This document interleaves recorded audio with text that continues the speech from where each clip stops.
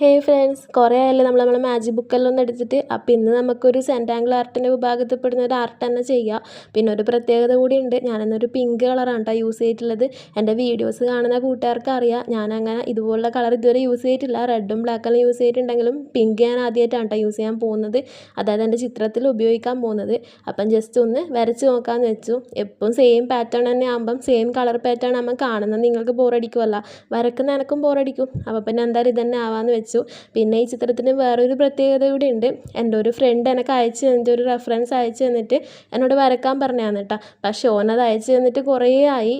എന്നെ ശരിക്കും തന്നെ ഒരുപാട് ഹെൽപ്പ് ചെയ്തിട്ടുള്ളൊരു ഫ്രണ്ടാണ് കേട്ടോ. ഹെൽപ്പ് എന്ന് പറഞ്ഞാൽ ഫിനാൻഷ്യൽ അല്ലെങ്കിൽ പോലും നമുക്ക് മെൻ്റലി ഹെൽപ്പ് ചെയ്യുന്ന ഒരുപാട് കൂട്ടുകാർ നമുക്ക് ഉണ്ടാവുമല്ലോ. അത് തന്നെയാണ് കേട്ടോ നമ്മൾ ഏറ്റവും വലിയ ലക്ക് എന്ന് പറയുന്നത്.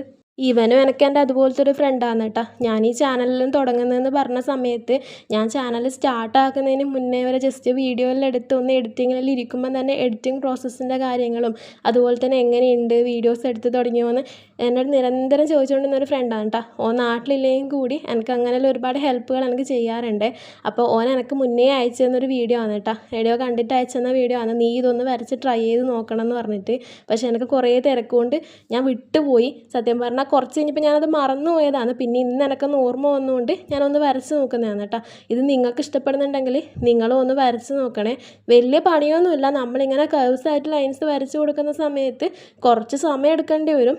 എങ്കിൽ പോലും നമുക്ക് എല്ലാവർക്കും ഒരുപാട് ഇഷ്ടപ്പെടുന്ന രീതിയിലൊരു ചിത്രം തന്നെ ആയിരിക്കും കേട്ടോ. അപ്പം വീഡിയോസ് ഇഷ്ടപ്പെടുന്നുണ്ടെങ്കിൽ ഉറപ്പായിട്ടും ഒന്ന് സബ്സ്ക്രൈബ് ചെയ്ത് ലൈക്ക് ചെയ്ത് ഒന്ന് സപ്പോർട്ട് ചെയ്യണം. ബാക്കി വീഡിയോസും കൂടെ ഒന്ന് സപ്പോർട്ട് ചെയ്യണം കേട്ടോ.